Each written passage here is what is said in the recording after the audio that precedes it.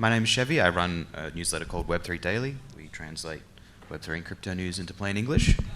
And with me, I have my lovely panelists. I'm going to let you go one by one and intro yourselves. JD, you're up. I'm JD Lasica. I'm the CEO of AmberFi. We build marketplaces for brands, and we're launching a new NFT marketplace next week I'll tell you about in a couple minutes. My name is Thelot. I build software for communities as well as do research on digital communities. And I work at Friends with Benefits, which is a social DAO that just launched a new Web3 social app. And I'm Byron Sorrells, the CEO and founder of Dispatch, which focuses on distributed and token-gated commerce for brands. So I usually just say we help people sell more stuff. I like that. And given that you threw such a good party the other night, you get the first question. Thank you. So, Dispatch and social spaces, where do the two meet? I think there was a big first wave of NFTs that focused on drops and price go up, price go down, primary, secondary sales. A lot of people have tried that playbook, and I think we're now entering a second wave that will go for the next 5 years of social spaces. I know utility is an overused word, but actually having some things that come from your ownership, and that being portable, cross-brand collaborations. Brand A gives me the NFT, it grows with my engagement, but it also gives me access to brand B or social space C. And I just think, like I say, utility is overused, but we'll start to see actual movement with ownership. And tell me if I'm wrong, but my understanding of Dispatch is, dare I say, you're doing the phygital thing, where I buy something, I get the NFT and the physical, it ports with me into the metaverse. Yes, I'm still not sure about that word, phygital. But yes, it can be digital, it can be physical. And it can be an ad. We have these magic boxes that can live on a web page, it can live in a metaverse, it can live inside of a wallet. And the NFT is not just a picture of a shoe, it's a full-blown shoe store where you pick your size, you pick your color, you pick your shipping address, or pick it up in a store. And it can be open or it can be token gated. You might have to have the key to buy the shoe. You can't just walk in the store and buy it. You may have to have the pass to go inside and buy it. But yes, it can be physical, it can be digital, or like the event we put on this week downtown, you buy the digital and then you redeem it for the physical right there in the store. Yeah, it was a trip. It was really cool to see in person. Thanks. Yeah. Ruby, you're up next. You ready? Yeah. The FWB app, where does it fit into Web3 social? So the idea of building an app came from a very specific storied research of digital communities from essentially the last 20 years. As a part of my research, as I said, I study digital communities, and one of the things that I identified is platform risk, meaning when you're a community and you're building, you're staking your ground on Tumblr, on a Facebook group, you're essentially beholden to these platforms for a lot of will we be here or won't we be here tomorrow. What that means is that some of the communities that I was in, part of, or studied, essentially they wake up one day and they've been banned, or because their content was too out there, it's all been removed. A big thing for communities and building something that's enduring and that can persevere through time is actually going in and taking control of that distribution channel. We started first on Discord and soon sort of started to outgrow Discord and really needed a space for the community to both communicate, chat, post pictures, but very importantly, we needed to have our own sort of self-controlling, community-owned social platform. And essentially, entrance or access to that platform is provided by the tokens, which denote a membership. Yeah, I think Web3 largely lives on Twitter at the moment. Yeah, Twitter and Discord, and who knows where Twitter will be next year. The foundations are being rocked. We're Yeah. all going, yeah. And for someone that has a 3-letter username, that's if that goes to go away, I'd be pretty upset. I used to work there. That's how you get those. Oh, right. I have phone notifications on for at Chevy because it's not been used and there's rumors that they're culling them. I can never get my username because GM gets them. Okay. Anyway, JD, how do we go beyond thinking about NFTs as just stuff to buy? Yeah, I was at NFT.NYC last year, and a group of us went out to a restaurant and asked the waitress, do you know what an NFT is? And she said, oh yeah, it's those ugly monkeys I'm seeing on Times Square billboards. I think as long as people think about NFTs in that sense, we're never going to break through to the larger possibilities of the space, right? So I want to take us back a little bit. In 1981, the futurist Faith Popcorn came up with the name cocooning. And it was sort of referring to the idea that we were all sort of becoming a lot more insular. We were sort of trying to protect ourselves from these outside oppressive forces that are coming at us. So we were like staying inside more, not socializing as much. And that has sort of like become more pronounced in the past few years in terms of things like everybody living in their own little bubble of reality, right? So we are at the point with NFTs where we looked around at the landscape and we said, this has got to change. We can't just like think of NFTs as like a entry card to these token-gated private events that like shuts out everybody else, right? So we're thinking of NFTs as a new way of sort of reclaiming the original promise of Web3. Like, what is a web? It's about interconnection, finding people you would never talk to in the past, and sort of enriching each other through those kinds of experiences. So we are announcing today to NFT.NYC the launch next week of a major new NFT marketplace called Expressions.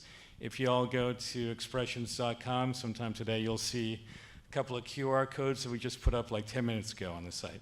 And it'll let you like into an allow list for the launch of the site. It'll show you a drop page of what we're going to be building. And the idea is bringing in a lot of cultures from around the world, the Caribbean, Africa, other places, women, underrepresented communities, the people you don't see on today's kind of NFT marketplaces. Awesome. How did you get expressions.com?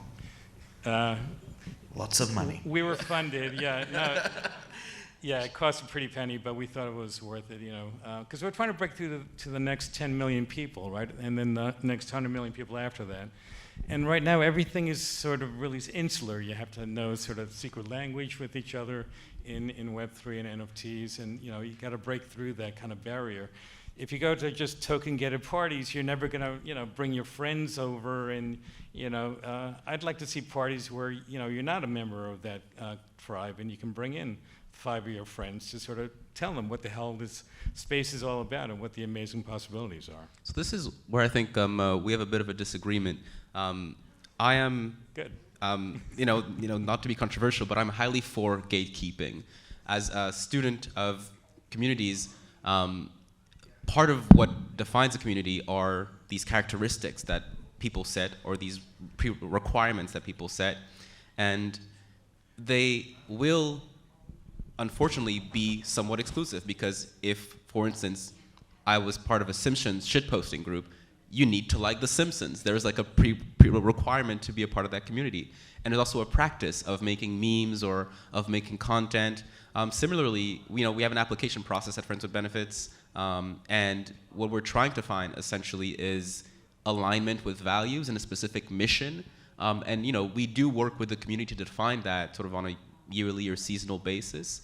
But the future of what I believe digital communities are going to be are from these large million user platforms to very small niches. And what we're trying to build right now is not mega social, but micro social.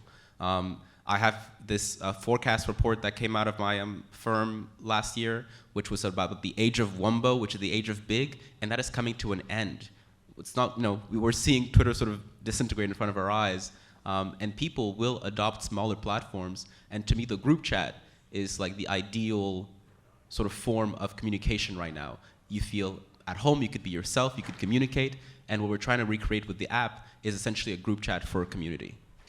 Yeah, I think the way I look at it is like having those micro and macro platforms. What Web3 Social gives you is, it's almost harkening back to Web 1, where it was like, if you have an email address and you get booted off Gmail, you can go to Outlook, or if you get booted off Outlook, you can set up your own server. You own that identity. Same deal with Web3 Social. Instead of it being owned by, say, Facebook, and then you can't port your Facebook following over to Instagram, even though it's owned by Facebook. That's what we're heading back towards, and we have that option. Do we want these tiny communities that we want to belong to, or do we want large ones? And we can bounce between them, taking our following and our content with us. But I do agree that we need more representation, which is very important. So I'm all for that part. Yeah, I think the big and small is a good point. We're hosting Lacoste as part of our event this week. They have a fervent community of 50,000 in their Discord of these underwater crocodiles. They've got an NFT collection, and there's some token-gated commerce. But we hosted them yesterday for a chat, and he was saying, that's great, we have those 50,000, but we don't want 50,000 more, Web3 native users. We want millions more. And so I think there are different levels. You could just click follow and get an underlying NFT, and you're part of the community, and you have some access. And then it grows as you grow, and there are like subsections within there. I think you're right that there's just this inherent, You've raised your hand, you've opted into something to say. And the incentives of something like Lacoste or commerce is to sell more things. So they want more people, and that makes sense. Beautiful shirts, whatever, you want to sell more of them. I think in a community, especially when you start a group chat or something small, you just want to be able to communicate with your friends and sort of be yourself, feel unrestrained. And there's this idea of like the dark forest. So there's ClearNet, which are these big platforms, and the dark forest are these smaller, more insular communities. And I think there's an interesting connection with commerce once, Lacoste is able to get to one of these smaller communities and able to buy they them created one. Yeah. They're now in the, saying good morning to each other and what are you doing this weekend? And it was just because they both shared a love for a brand. So the community came out of the commerce, which is a happy accident. It's an interesting kind of clash in a way between the different kind of disparate interests, right? So we've been building this platform for the past 18 months, and there's a group of people over here who are saying, if you're building an NFT marketplace, it's all about commerce. The only thing that matters is whether people are going to buy the thing, right? And then there's people over here that think, no, we have to sort of go beyond that kind of traditional OpenSea approach. Like, I would never send my mother over to OpenSea. It's like she would, her eyes would go blind, and she would just not understand anything about what's happening over there. So you have to sort of pull people in with this kind of social component where you're actually making it more friendly, you're building in stuff. Just because something was built in Web 2 doesn't mean it's evil, right? It's just the way some of it's been executed, right? So you want to have those kind of social hooks. I want to be able to like something. I want to be able to support artists. I want to be able to do things that aren't just about selling, but about building community and discovery and supporting enriching kind of cultural experiences and moments. So I think a lot of that kind of stuff is missing, and we're still early days, so it's all going to be done eventually, but let's start moving towards that kind of vision of a more rich kind of Web3 experience. Yeah, I think it's really interesting you say Web 2 isn't necessarily evil, and it's like it does have that, it's got some brand issues. What I've noticed is I'm thinking, well, maybe Facebook's doing really well. I don't know. Maybe there is an alternate universe where they're really evil and we just don't know it. I think the difference is they hold the responsibility. If you get a spam email or a scam email, you're not hitting up Gmail being like, hey, why'd I get that? Because it's an open protocol. The same with on Facebook. It's we go, no, it's your job to monitor this. So I think moving to these open protocols, there will be a large weight lifted off a lot of these. The platforms that build on the protocol will have. I guess this sounds rough, but plausible deniability. Being if you don't like it, there's plenty of other platforms. Yeah, the same protocol. and the wallet is sort of like a portable single sign-on. You could jump around the internet and log in with Google or log in with Facebook, but you're relying on that thing, or you've logged into your Friends with Benefit account if you have a username and password. But what I like about the wallet is when you wallet connect, that's your login. That's your single sign-on. And you can do it inside of a Dispatch Commerce ad, or inside of the Friends with Benefits app, or inside of this new marketplace for expressions. And it's yours, though. You take it with you as you go. Right, but you shouldn't put that up as a barrier. I think No, I agree. We use there's so many email and credit barriers to card entry also. right now, right? Yeah. So one of the things you can do at our site is you don't need a wallet. You know, the first thing at all these sites is like, connect your wallet. Well, what the hell is a wallet? Most people have no idea. So you come in, we create a non-custodial wallet for you on the fly through your social login. You know, you can do things like buy with a credit card. You don't need to buy with crypto necessarily. So we need to sort of mesh those kind of two worlds together, I think. Yeah, make it slippery, Yeah. easy to get. I think a lot of what we're talking about will become obsolete after, and I'm going to forget the exact term, EIP 442? Yeah, it's just all the magic shit underneath that, like, who cares what SMTP is, or Yeah. TCP, or HTTP, or Right. like, Yeah. no one, like, do you know how those protocols work? No. It's gotta be abstracted I'm away. technical, and I don't. So the Ethereum improvement proposal I'm talking about is apparently bringing in sign up with Face ID or Touch ID, email. Oh, yeah? I've written about it once, and I'm like, my mind is blown. I'm like, why are we not talking about this? That's something I can give to my mum, and she's not going to yell at me. Yeah. You know, talking wallets, she's just the eyes glaze over, and she's like, can we talk about anything else? I always like to bring it back, as a product person, I always like to bring it back to the very basic of the thing that we're trying to do. When you want to hang out with someone, you do it because it's convenient. Usually they're close, so proximity, ease of hangout and how much you like hanging out with them. And the easier we can make that experience for individuals to go and meet their friends, whether in the digital realm or in physical experiences, the more they'll do it. And so removing friction, like with that proposal or what you're doing with sign up, that's amazing. I can't tell you how many people, they try to get into the community, they get accepted, and they're like, I gotta get a wallet, what the hell is MetaMask? Like, and these are very busy, highly creative individuals who maybe don't want to spend that time to learn about this thing. What they want to do is get in the community and hang out. And so I'm super aligned for that. There's that thing of like, oh, here's all this cool stuff you can do that we talk about. And then that barrier to entry is just blocking. Yeah, the philosophy is great, and the UX is shit. People will say, how do we get the next million, billion users onto Web3? It's like, you just make the UX like Web2. Because we spent the last 30 years perfecting forms, and think about how, like, 5 iOSs ago, it took 5 clicks to share a photo. Now it takes 2. Like, forms have gotten better. I don't type my email anymore, right? You just tap the little autofill thing. Same with the credit card, same with address. I should never have to type that stuff. But we've gone a little backwards in Web3. So we should keep the philosophy, but just adopt the Web2 UX that we've perfected over the last 30 years. Yeah, my favorite thing is good UX is not having to read the user manual. Yeah. And there's still a long way to go. And it's really exciting to be here at this point because it's like, oh yeah, people to be here really have to care because it's a prick to work with. You have to go through so much. So it's that we're pushing that snowball slowly down the hill. And as much as it feels like, we've been here for years, there's still that thing of like, oh no, this is still very early. Yeah. An investor came by the event the other day and bought something, and at the end of it said, do you guys do anything with crypto? And he went through the email credit card flow, and I was both elated and sad in a way. It was like we had successfully separated ourselves from being, leading with Web3 and crypto and blockchain, and it was so easy. And he got an NFT along with his purchase? And yeah, the whole flow. But he went email credit card, and we created a wallet underneath it all.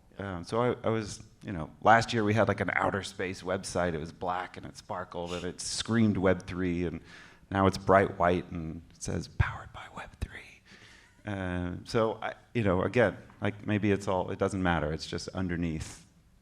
And I love to quote. Well, I think it's a misquote, but Dieter Rams, head designer of Braun, he was like the best designers invisible.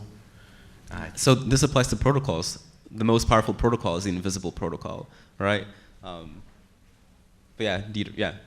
Yeah, making Web3 invisible is like, it's it gives us less to talk about and less to nerd out about, and we don't feel as much ownership over it, because there is that thing, I think, within Web3 where it's like, there is that gatekeeping where it's like, no, I learned what a wallet is. I learned what a gas fee is. You know, I've been in the trenches, and then if you want to come along and just, you know, there is that weird sense of gatekeeping that I've noticed, and I'm looking forward to it disappearing. Yeah.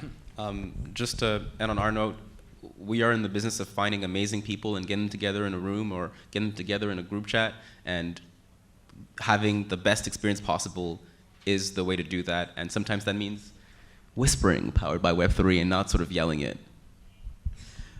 Whispered by Web3.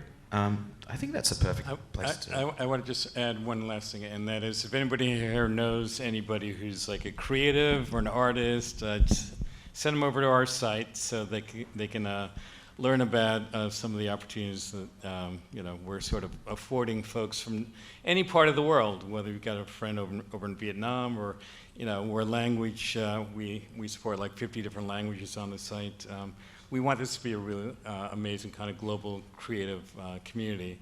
And again, come over to expressions.com, sign up, and we're going to be off to the races next Monday, probably Wednesday or Thursday next week. So don't hold me to it, but. Hell yeah. All right. Thanks so much for coming down, guys. Appreciate it. Thanks.